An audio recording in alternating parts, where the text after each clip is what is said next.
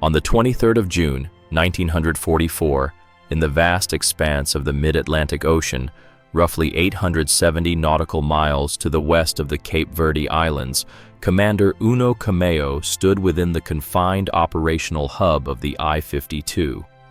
This colossal Japanese submersible freighter was laden with 2 tons of gold, 120 tons of tin, and vital wartime provisions destined for France, then under German occupation.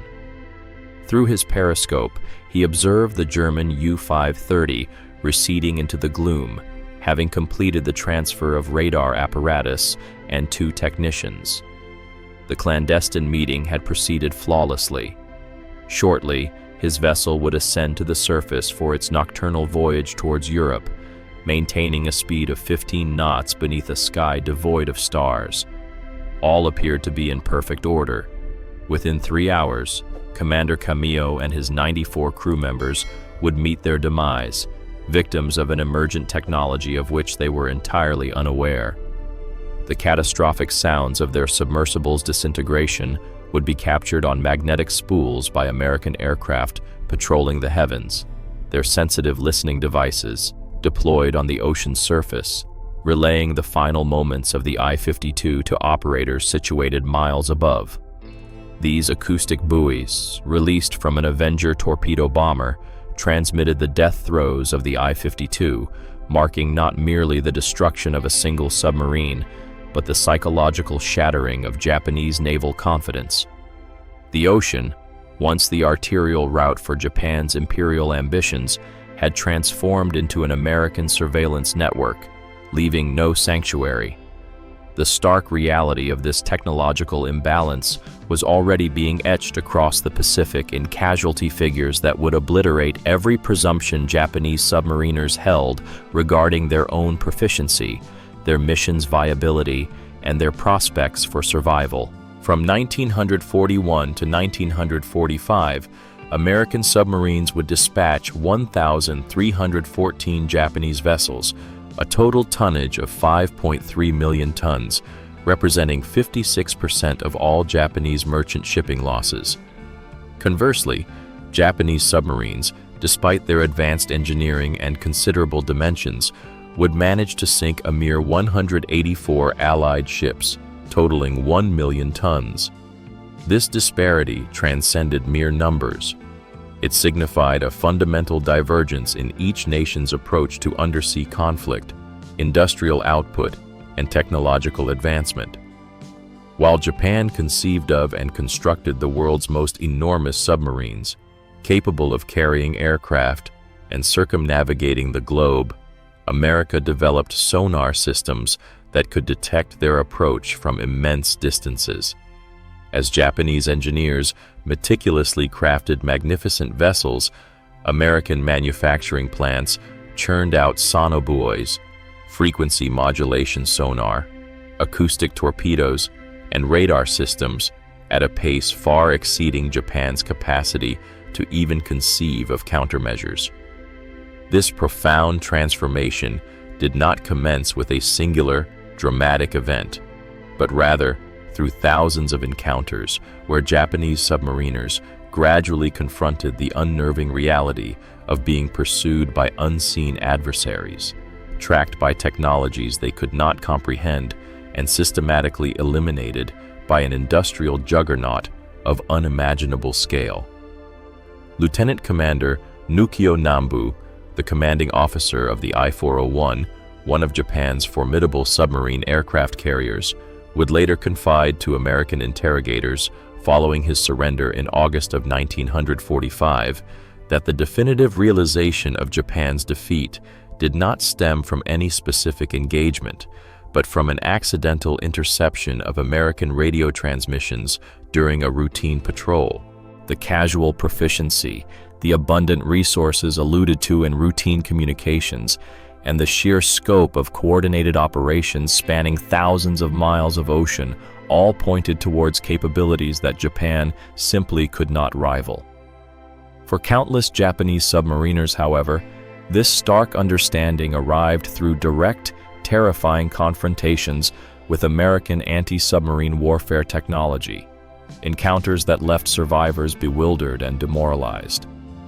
The narrative of how Japanese submarine crews came to grasp American technological superiority is not one of grand battles or valiant last stands. It is a chronicle of cumulative revelation, of incremental comprehension, of a technological shock so profound that it transmuted confident warriors into men who perceived their cause as hopeless long before their nation officially capitulated. The Japanese submarine force that entered the Second World War in December of 1941 stood as one of the world's preeminent underwater fleets. Japan possessed approximately 70 ocean-going submarines, many embodying revolutionary designs. The IRI 400-class submarines, the largest of their kind globally until the advent of nuclear-powered vessels in the 1960s, measured 400 feet in length and displaced 5,900 tons when submerged. These behemoths could house 3 ICM-6A1 Siren floatplane bombers within a watertight hangar, launch them via catapult, and theoretically project attacks towards targets as distant as New York City or the Panama Canal. Each I-400 class submarine carried sufficient fuel to circumnavigate the globe 1.5 times without refueling. Undertaking a voyage of 37,500 nautical miles at 14 knots, their engineering was truly magnificent. These submarines featured specialized trim systems for submerged loitering, demagnetizing cables to mitigate the threat of magnetic mines, air search radar, and anechoic coatings engineered to absorb sonar pings. Smaller Japanese submarines were equally impressive. Cargo submarines of the Type C, such as the I-52, could traverse 21,000 nautical miles, transporting critical strategic materials between Japan and its allies. Fast attack submarines patrolled the Pacific, armed with long-range torpedoes and boasting formidable underwater performance. Japanese submariners underwent rigorous training, honed stealth tactics, and possessed an intimate understanding of their vessels. Many had accumulated years of operational experience. Commander Tatsunosuke Ariazumi, who would later lead submarine operations in the latter stages of the war, was widely regarded as one of Japan's most skilled underwater tacticians. His crews were characterized by discipline, expertise, and a palpable sense of confidence, and rightly so. In the initial months of the conflict, Japanese submarines played a successful role in the Pearl Harbor operation, conducted reconnaissance of American positions, supported fleet maneuvers, and actively hunted Allied warships. Their operational doctrine prioritized fleet support, the safeguarding of Japanese naval assets, intelligence gathering, and strikes against high-value military targets. In stark contrast to American submarines, which would increasingly focus on commerce raiding, Japanese submarines were primarily relegated to tactical engagements against enemy warships. This strategic orientation would ultimately prove disastrous.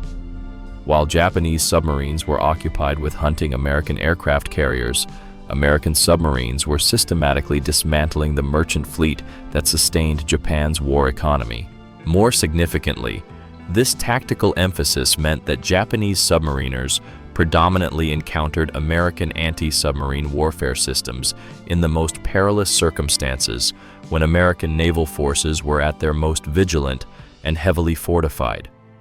The initial encounters with sonobuoys occurred in 1944 after American industry had perfected this crucial technology. Sonobuoys were deceptively simple devices, compact, battery-powered sonar units designed to be deployed from aircraft and float on the ocean surface, detecting submarine sounds and relaying them via radio transmission to the aircraft overhead. Originally conceived by the British in 1944 under the codename Kingfisher, they were swiftly adopted and enhanced by American forces. The impact was revolutionary. Previously, an aircraft engaged in submarine hunting relied on maintaining visual contact or employing radar, which was only effective when the submarine was surfaced. Once a submarine submerged, it effectively vanished from aerial detection. Sonobuoys fundamentally altered this paradigm. An aircraft could deploy a coordinated pattern of 5 color-coded sonobuoys: purple, orange, blue, red, and yellow, creating an underwater acoustic detection grid. The aircraft would systematically monitor each buoy, attentively listening for the distinct sounds emitted by submarine propellers, machinery, or general movement. The efficacy of this technology was such that it became standard equipment aboard anti-submarine aircraft throughout 1944 and 1945.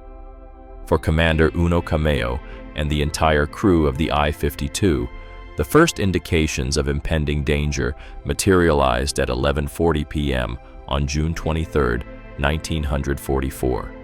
Lieutenant Commander Jesse D. Taylor's Avenger torpedo bomber, launched from the escort carrier USS Bogue, detected the I-52 on its radar while the submarine was operating on the surface.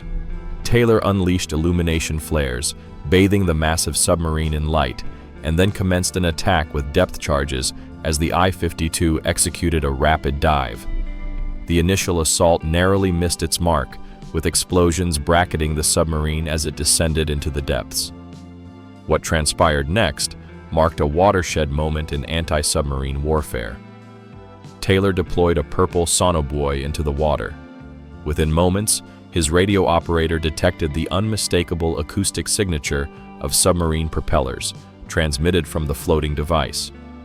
Taylor was now able to track the I-52 underwater, meticulously following its evasive maneuvers, anticipating its movements, and positioning his aircraft for the decisive strike. He released a Mark 24 mine, codenamed Fido, an acoustic homing torpedo designed to lock onto the I-52's propeller noise and pursue it relentlessly until impact. The sonobuoys meticulously recorded the entire event, capturing the explosion and the agonizing sounds of the hull succumbing to the immense pressure. Commander Taylor's crew reported hearing what they described as crackling and crunching sounds, akin to a tin can being violently crushed. The I-52 plunged to the ocean floor, 17,000 feet below, taking Commander Kameo, 94 crewmen, 14 passengers, and 2 German technicians to their watery graves. The sonobuoy recordings, remarkably preserved, reside within the National Archives. Thin wire spools, labeled Gordon Wire No. 1 and Gordon Wire No. 2, bear silent testament to the final moments of a submarine whose crew never comprehended the technological force that brought about their demise. The sinking of the I-52 unveiled capabilities that instilled profound apprehension among Japanese submariners once details filtered through intelligence channels. American aircraft possessed the ability to track submarines beneath the waves. The implications were staggering. Every time a Japanese submarine submerged to evade aircraft, it was not truly escaping. It was merely concealing itself from visual observation while remaining entirely detectable by acoustic sensors. American hunter-killer groups, centered around escort carriers like the USS Bogue, integrated radar, sonobuoys, and acoustic torpedoes into sophisticated systems that transformed submarine pursuit from a matter of chance into a systematic process of elimination. USS Bogue's task force alone accounted for the destruction of 13 German and Japanese submarines between February of 1943 and July of 1945, employing these advanced methodologies repeatedly. Japanese submariners began reporting unsettling experiences. Aircraft would materialize above their diving positions with uncanny precision. Depth charges would fall in meticulously calculated patterns, even when the submarine was hundreds of feet submerged. Torpedoes would seemingly anticipate and follow evasive maneuvers as if guided by unseen forces. They were being hunted by technologies their own navy had not deployed, could not counter, and barely understood. The psychological impact deepened with the commencement of Operation Barney in June of 1945, during which 9 American submarines equipped with frequency modulation sonar penetrated the Sea of Japan through minefields that Japanese strategists had deemed impenetrable. The Sea of Japan was envisioned as Japan's sanctuary, safeguarded by 4 distinct lines of underwater mines strategically placed in the Tsushima Strait. Japanese merchant vessels navigated this area with impunity, confident that submarines were incapable of traversing such heavily mined waters. FM sonar, specifically engineered to detect underwater obstructions, emitted a distinctive chime upon encountering mines, a sound American submariners colloquially termed Hell's Bells. This technology enabled submarines to meticulously map entire minefield configurations, identify secure passage routes, and navigate through barriers that Japanese engineers believed would thwart any underwater approach.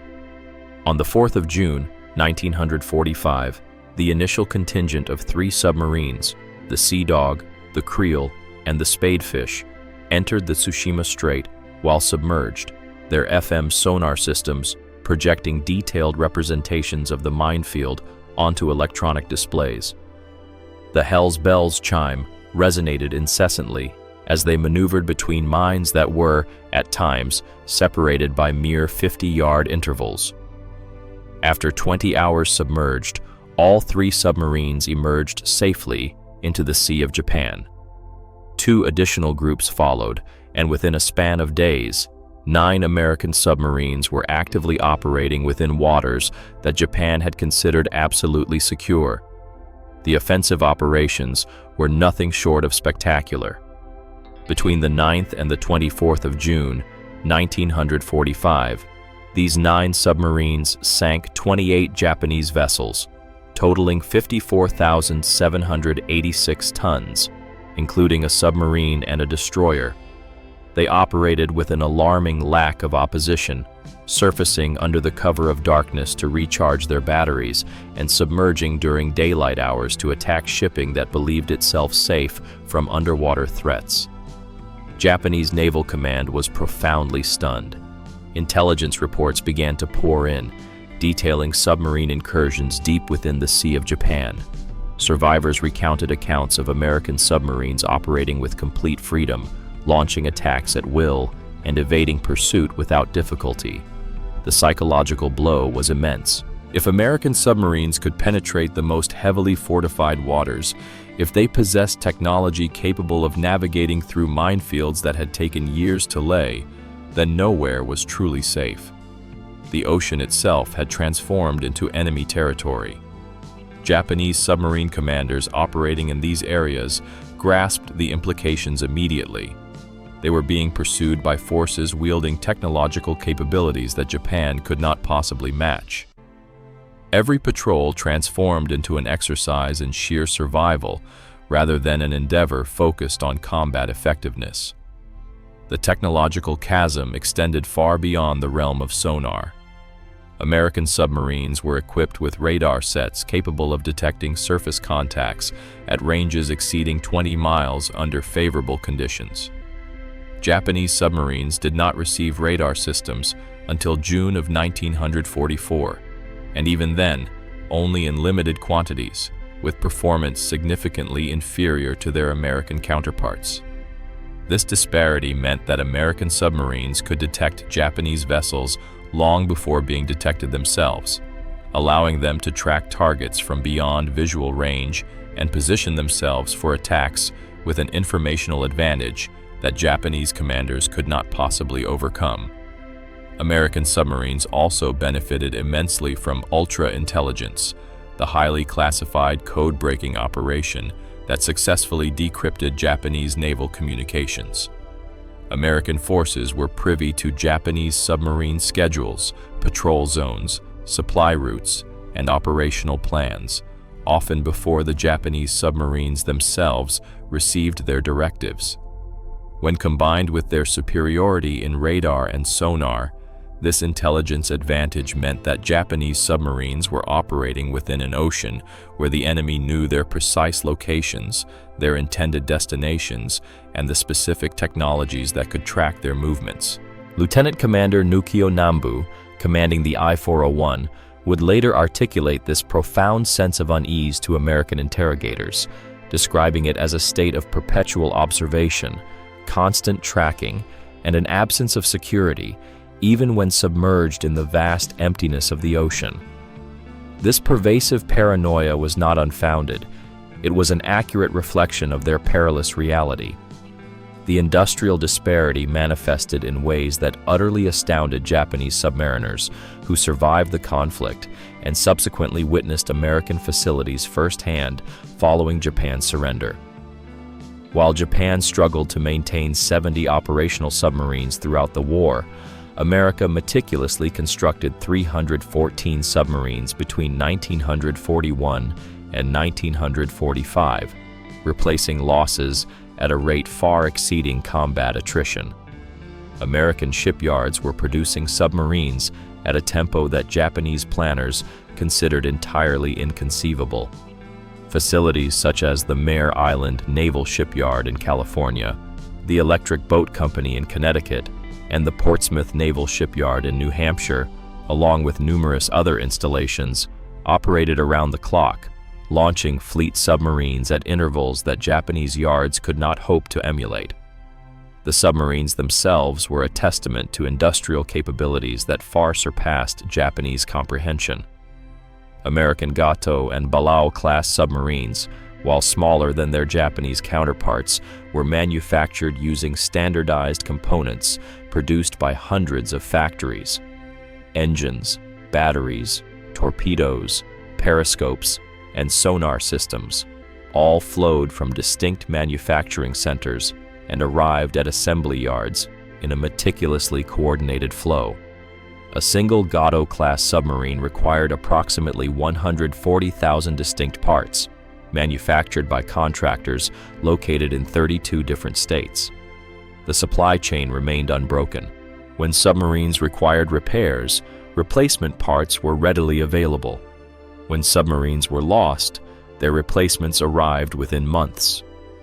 Japanese submarines that sustained damage in combat often faced weeks or even months of waiting for repairs due to critical shortages of parts, overwhelmed maintenance facilities, and industrial bottlenecks that American forces never encountered. The situation concerning torpedoes served as a prime example of the technological and industrial gulf.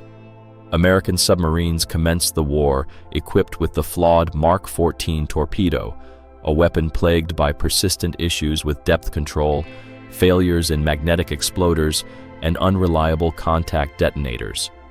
For nearly 2 years, American submariners were forced to engage in combat with weapons that frequently failed to detonate or ran at incorrect depths, passing harmlessly beneath their intended targets. This period might have presented Japan with a crucial opportunity to exploit American vulnerabilities. However, American submariners themselves identified these critical flaws, conducted independent testing, and successfully implemented necessary corrections, often in defiance of resistance from the Bureau of Ordnance. By September of 1943, the defects of the Mark 14 had been rectified. Concurrently, the electrically powered Mark 18 torpedo entered service, leaving no discernible wake and thus providing targets with no warning of an approaching attack. The Mark 24 mine, in essence an acoustic homing torpedo designated FIDO, could be deployed from aircraft and autonomously track the sound of submarine propellers until impact. Japanese forces never developed comparable weaponry. Japanese torpedoes were generally reliable but offered no distinct technological advantages. More critically, Japanese industry lacked the capacity to produce them in quantities approaching American output.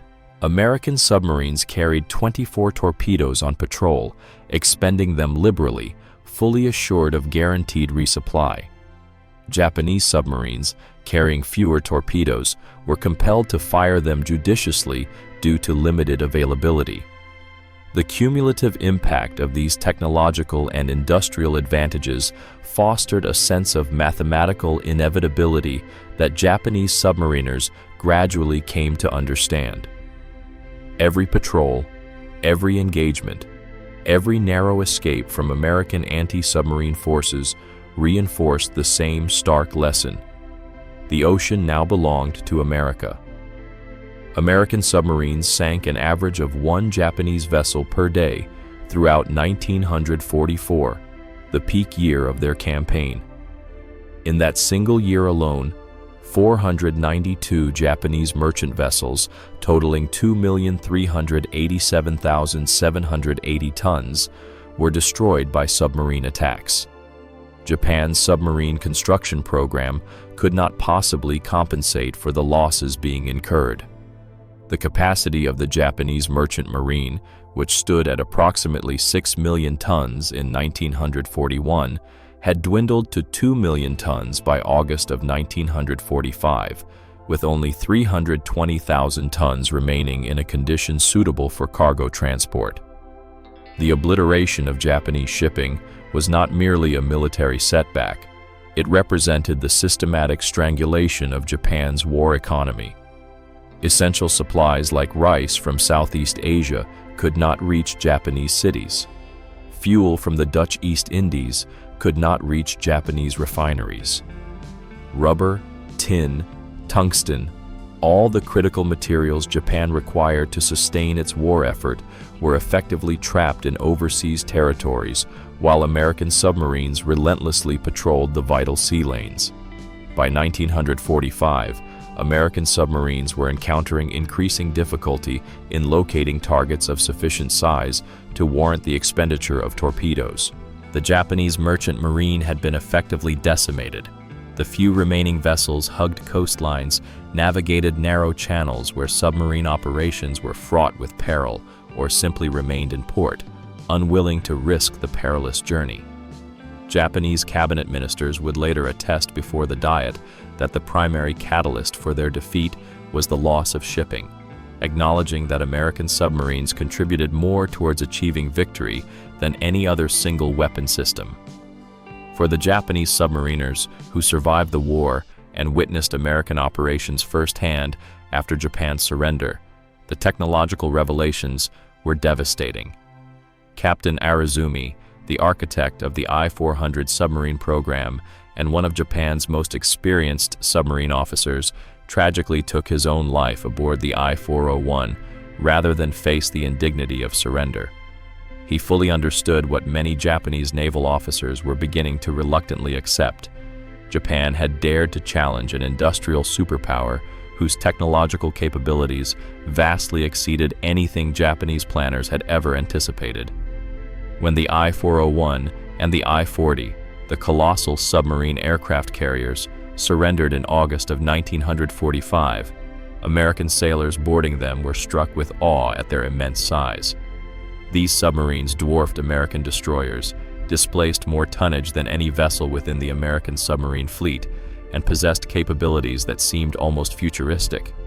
Yet, operationally, they had achieved nothing. Neither submarine had fired a single shot in anger.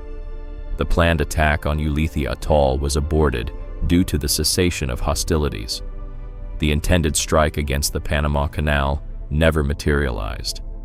These magnificent vessels, the product of countless hours of diligent engineering and the utilization of precious industrial assets, contributed nothing to Japan's wartime endeavors. This was precisely due to America's overwhelming technological ascendancy, which rendered their missions utterly unachievable. They could not reach their intended destinations without being detected. They were unable to navigate safely within waters under American control. They simply could not withstand the onslaught from the specialized hunter-killer teams, the innovative sonobuoys, the sophisticated radar systems, the deadly acoustic torpedoes, and the meticulously developed systematic anti-submarine warfare strategies that American forces had brought to perfection. A thorough examination by American forces of captured Japanese submarines revealed both an impressive level of engineering ingenuity and critical design flaws. The submarines' hulls lacked the structural robustness found in German or American counterparts, thereby severely limiting their safe operational depth. Furthermore, these submarines were easily detectable by sonar. Their considerable size and construction generated acoustic signatures that skilled American sonar operators could discern from vast distances. Radar was notably absent until very late in the conflict. They possessed no equivalent to the advanced American FM sonar, which was crucial for mine detection. Their defenses against aerial attacks were woefully inadequate when confronted by American aircraft, which relentlessly hunted them with ever-increasing effectiveness. Most critically, Japanese submarines lacked the integrated fire control systems that distinguished American submarines and made them so formidable. American submarines employed sophisticated computer systems that automatically calculated firing solutions, taking into account the target's trajectory, speed, distance, and the specific characteristics of the torpedoes. In contrast, Japanese submarines relied on manual calculations, a process that was both time-consuming and prone to error, significantly increasing the risk to submarines during attack maneuvers. The technological disparity was not a minor difference. It was profound and all-encompassing, impacting every facet of submarine operations. The human toll exacted by this technological deficiency was devastating. Japan lost 130 submarines during the war, representing a loss rate roughly double that of American submarines. Of the 70 submarines Japan had at its disposal in December of 1941, along with those constructed throughout the war, the majority fell victim to American anti-submarine forces employing the very technologies that Japanese submariners had come to dread: sonar, radar, aerial assaults, depth charges, and systematic hunter-killer operations. Approximately 10,000 Japanese submariners perished during the war, a casualty rate exceeding 70%. Submarine service, initially regarded with prestige and honor, became recognized as a death sentence by the war's conclusion. Young men assigned to submarine duty understood their likely fate. Families mourned sons embarking on submarine training, acutely aware of the grim statistical probabilities.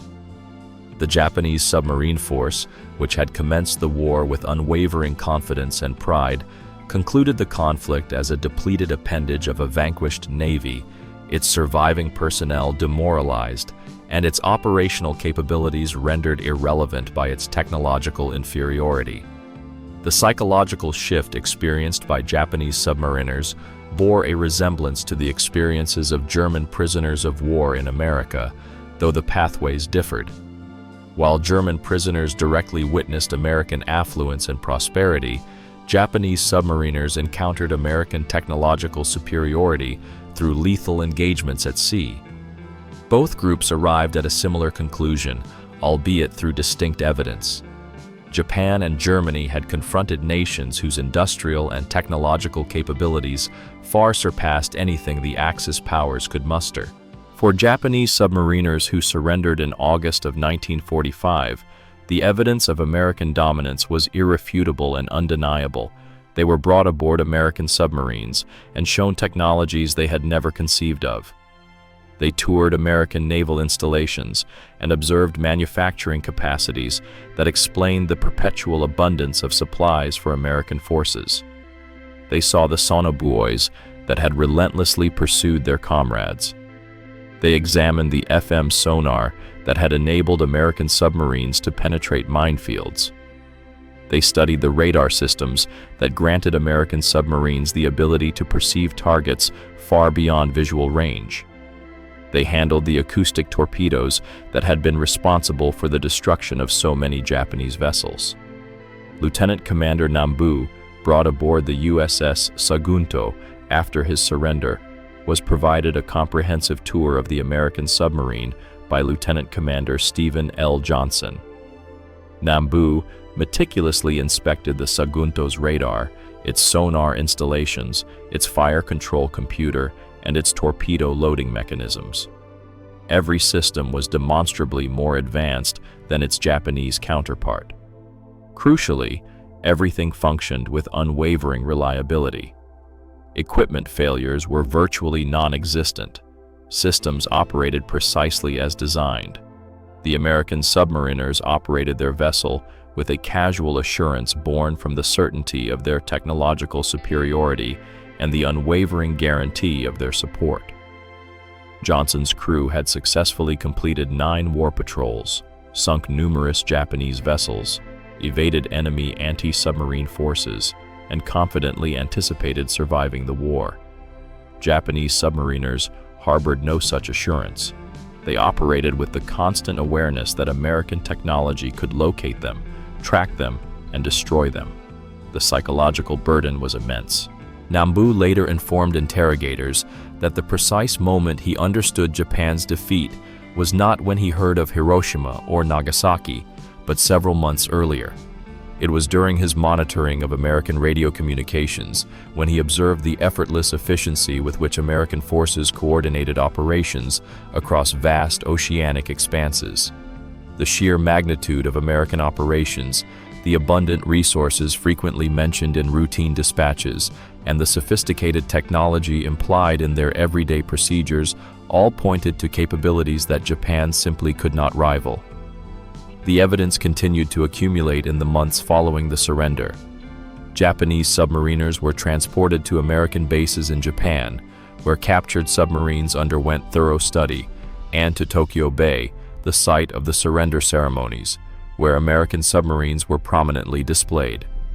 Vice Admiral Charles A. Lockwood, the commander of the Pacific Submarine Force, made a deliberate point of having his flag flown aboard the I-400 and I-41 during the surrender ceremony on September 2, 1945, aboard the USS Missouri. The symbolism was unmistakable. American submarines had decisively vanquished Japanese submarines through a combination of technological and industrial supremacy. When the I-400 and I-41 were transported to Hawaii for in-depth analysis by American naval engineers, Japanese crew members accompanied them in the capacity of technical advisors. They observed American engineers meticulously dismantling their vessels, meticulously photographing every component, precisely measuring every dimension, and thoroughly documenting every system. The Americans exhibited a high degree of professionalism and thoroughness, and while they acknowledged certain admirable aspects of Japanese engineering, they were not intimidated. American engineers had already encountered these submarines and possessed a comprehensive understanding of them. Their victory had not stemmed from superior seamanship, but from superior technology effectively deployed with overwhelming industrial might. The final definitive revelation occurred in mid-1946, when the I-400, the I-4001, and other captured Japanese submarines were taken out to sea off the coast of Hawaii and deliberately sunk as target practice. This decision was partly influenced by Soviet demands for access to examine the submarines. The American forces adamantly refused to allow Soviet engineers to study Japanese submarine technology, opting instead for its destruction. However, the symbolism of this act resonated deeply with Japanese submariners who learned of the decision. Their most advanced submarines, vessels representing the pinnacle of Japan's technological achievement, capable of projecting aircraft across the Pacific to strike American cities, were casually destroyed by forces that no longer required them for study. American submarine technology had advanced far beyond anything that Japanese vessels could offer in terms of new knowledge. The submarines that had once symbolized Japan's naval power were reduced to mere targets for practice. Their destruction was scarcely noted in American records. For the Japanese submariners, the message was unequivocally clear. Japan had constructed impressive submarines, but America had developed technology that rendered them obsolete. The ocean had never truly belonged to Japan. It had merely taken time for America's technological and industrial superiority to become fully apparent. The profound lessons absorbed by Japanese submariners disseminated throughout post-war Japan as survivors returned to their homeland and recounted their experiences.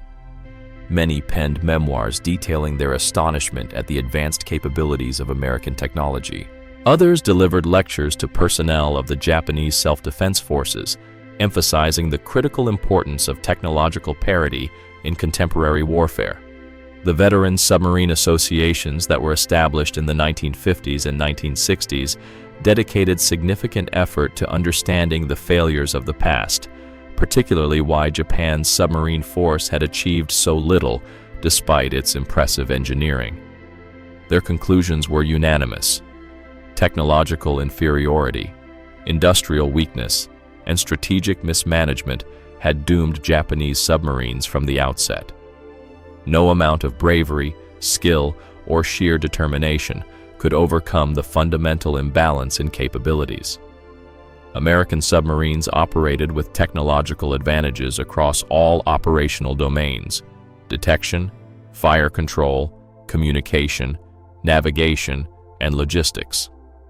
Japanese submarines, regardless of their design excellence or the skill of their crews, were perpetually engaged from a position of inherent disadvantage. The submariners who grasped this crucial lesson carried it forward into Japan's post-war reconstruction, significantly influencing industrial policy, technological advancement, and military strategy for decades to come. The remarkable economic resurgence that transformed Japan in the 1950s and 1960s was partly shaped by the lessons learned during the war.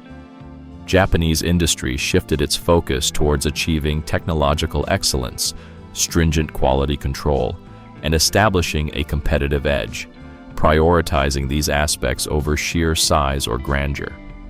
The I-400 submarines, while impressive in their design, had proven ineffective. Post-war Japan concentrated on producing smaller, more reliable, and technologically superior products.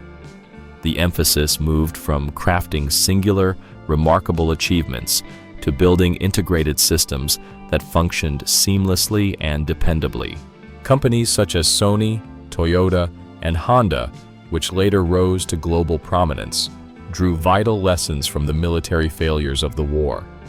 They understood that achieving technological superiority necessitated not only innovative concepts, but also fully integrated systems, dependable manufacturing processes, robust quality assurance measures, and a commitment to continuous improvement. Former Japanese naval officers, including many submarine veterans, assumed leadership roles within these corporations, profoundly shaping their development.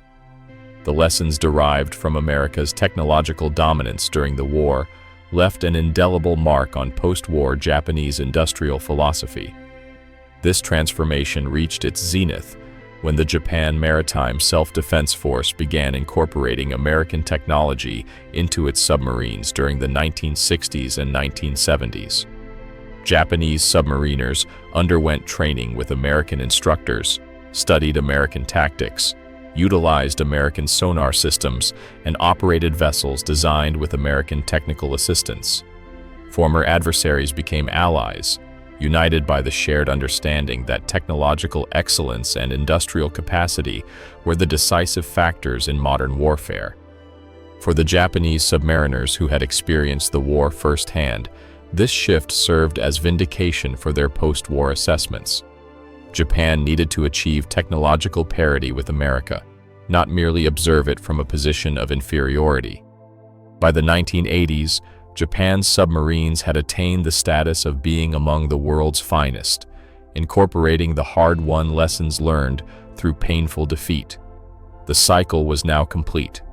The submariners, who had once been relentlessly hunted by American sonar, were now instrumental in developing submarines that employed equivalent technologies, having learned through their defeat what victory had taught their former adversaries.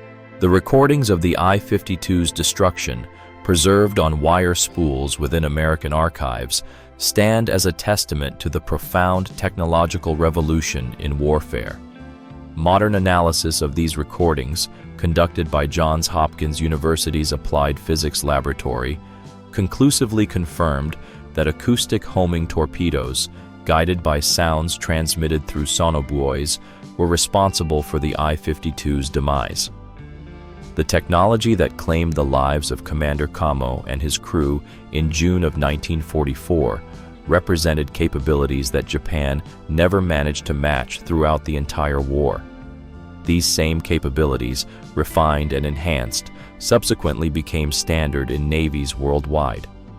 Sonar, radar, and acoustic torpedoes all evolved from the very technologies that so profoundly shocked Japanese submariners in 1944 and 1945.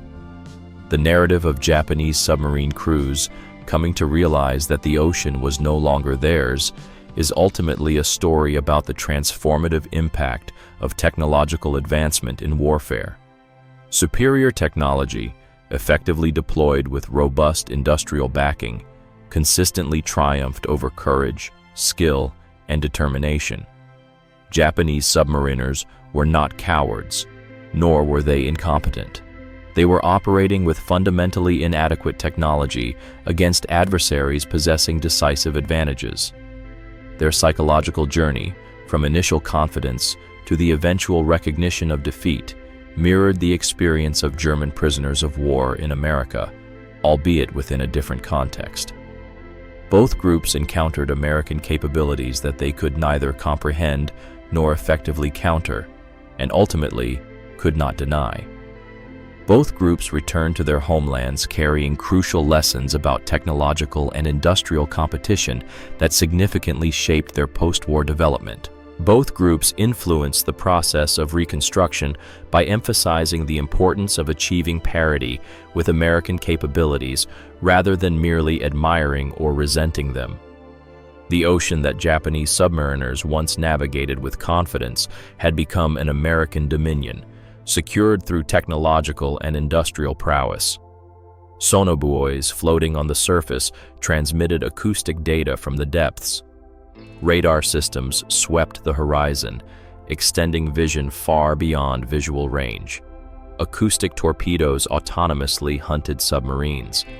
Hunter-killer groups seamlessly integrated aircraft and surface vessels into sophisticated systems designed for the systematic elimination of submarines.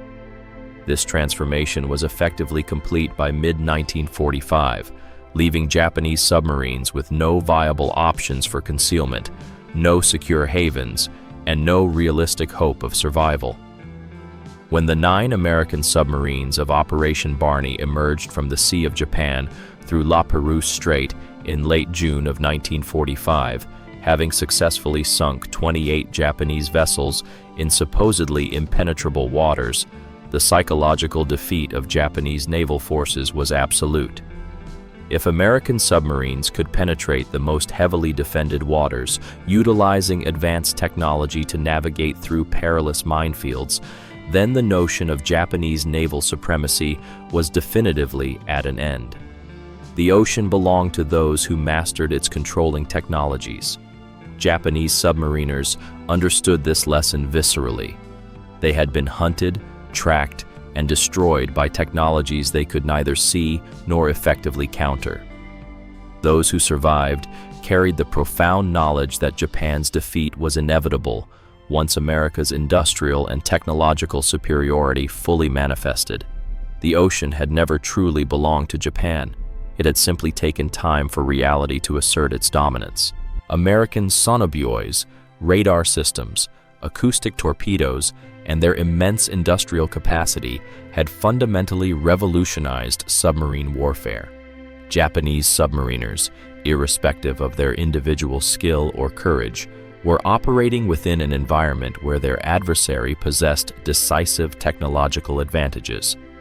This realization dawned gradually through a series of cumulative encounters, harrowing near misses, and reports from other submarines.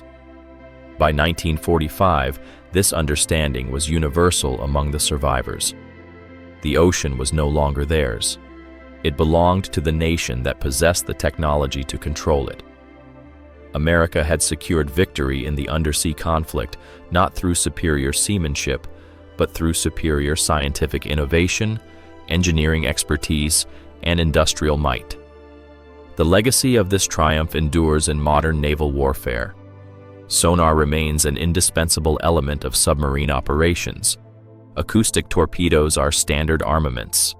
Sonobuoys, vastly improved from their 1944 iterations, continuously patrol the world's oceans, deployed from both aircraft and ships. The technological revolution that so astonishingly impacted Japanese submariners in 1944 continues to evolve, with modern submarines employing capabilities that would astound both American and Japanese forces from World War II. However, the fundamental lesson remains unchanged. Technological superiority, backed by robust industrial capacity, invariably determines outcomes in modern warfare. Japanese submariners learned this critical lesson through bitter defeat. They carried this knowledge into Japan's post-war reconstruction efforts. They significantly influenced Japanese industrial development and military planning for subsequent generations. The submarines that once represented the pride of Japanese naval power now rest as museum exhibits or lie submerged on the ocean floor, silent testaments to engineering prowess rendered obsolete by superior technology. The crews who operated them absorbed lessons that profoundly shaped nations, lessons concerning the paramount importance of technological competition in determining which nations prosper and which falter. The interception of American sonobuoys serves as a stark reminder of the profound technological shifts in warfare. The journey from initial confidence to the stark recognition of defeat, from perceived superiority to the humbling acknowledgement of inferiority, transformed not only individuals but also profoundly influenced entire nations. The ocean changed hands, not through conventional surface engagements, but through the deployment of invisible technologies that floated on the waves, listened intently beneath them, and transmitted vital data to forces that pursued with chilling scientific precision. Commander Uno Kameo and the thousands of Japanese submariners who perished during the war were ultimately defeated by an industrial and technological system they could not comprehend until it was far too late. Those who survived carried with them the crucial knowledge that shaped post-war Japan and influenced global naval development for decades to come.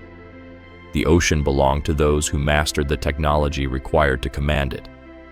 That lesson, learned through immense hardship by Japanese submariners between 1941 and 1945, remains acutely relevant in the context of modern naval warfare and ongoing technological competition.